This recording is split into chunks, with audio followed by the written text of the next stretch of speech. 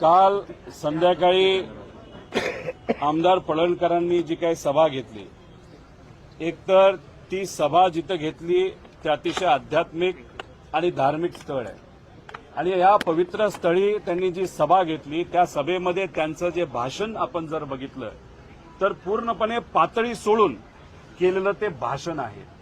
ज्या व्यक्तीला तुम्ही कुठून बोलत आहात त्याची पवित्रता त्या जमिनीची त्या जागेची जर तुम्हाला कळत नसेल त्याला आपण काय म्हणणार। पण कालचं भाषण ऐकल्यानंतर दोन गोष्टी साफ स्पष्टपणे पुढे येतात। एक गोष्ट, देवेंद्र फडणवीसांनी पडळकरांना सांगून सुद्धा पडळकर एवढे मोठे झालेले आहेत तर ते देवेंद्र फडणवीसांचं अजिबात ऐकत नाहीत। जर ऐकत असतील तर मग आपल्याला हेच म्हणावं लागेल की पडळकर नाहीतर जे काही देवेंद्र फडणवीसांनी आसपास बहुजन समाजाचे नेते ठेवलेले आहेत, देवेंद्र फडणवीस फक्त त्या बहुजन नेत्यांचा वापर खालच्या लेवलला जाऊन भाषण करण्यासाठी तिथं ते करतात।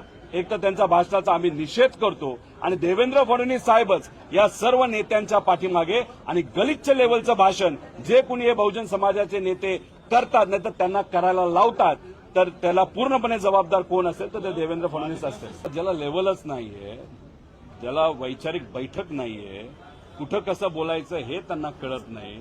सत्ता नसते तेव्हा धनगर समाजाच्या आरक्षणाचा मुद्दा घेऊन ते रस्त्यावर बसतात, लढतात आणि सत्ता आल्यानंतर तुम्ही पळून जाता। मग अशा व्यक्तीकडनं आपण दुसरी काय अपेक्षा करणार आहे? कसं असतं की एक सोनं असतं जे खरं सोनं असतं आणि एक बेंटेक्सचं सोनं असतं। हे जे महाशय आहेत ते बेंटेक्सच्या सोन्यासारखे आहेत, काही त्याला किंमत नाही। फक्त काय किंमत आहे तर देवेंद्र फडणवीस त्यांचा वापर करून घेतात। देवेंद्र फडणवीस साहेब स्वतः स्वच्छ राहतात पण बहुजन समाजाच्या या नेत्यांना पुढे करून गलिच्छ लेवलचं भाषण करून हे बहुजन नेते जे आहेत ते पूर्णपणे बदनाम झाले पाहिजे अशी भूमिका त्या ठिकाणी ते घेतात। बघा, तुम्ही सुद्धा पत्रकार म्हणून या व्यक्तीला किती महत्व द्यायचं हे समजून घ्या। आता जो काय मंगळसूत्राचा विषय झालेला आहे तिथं जी कंप्लेंट ज्यांनी दर्ज केली होती ते स्वतः धनगर समाजाचे आहेत। पोलिसांकडे कंप्लेंट ती दर्ज केली होती।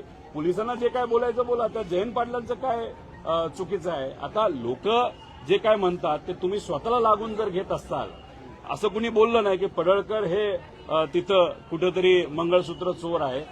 कुणी जर एखादी व्यक्ती काही बोलत असेल तर तुम्ही स्वतःला लागून घेत असाल तर त्याला मनातच खोट आहे असं आपल्याला म्हणावं लागेल।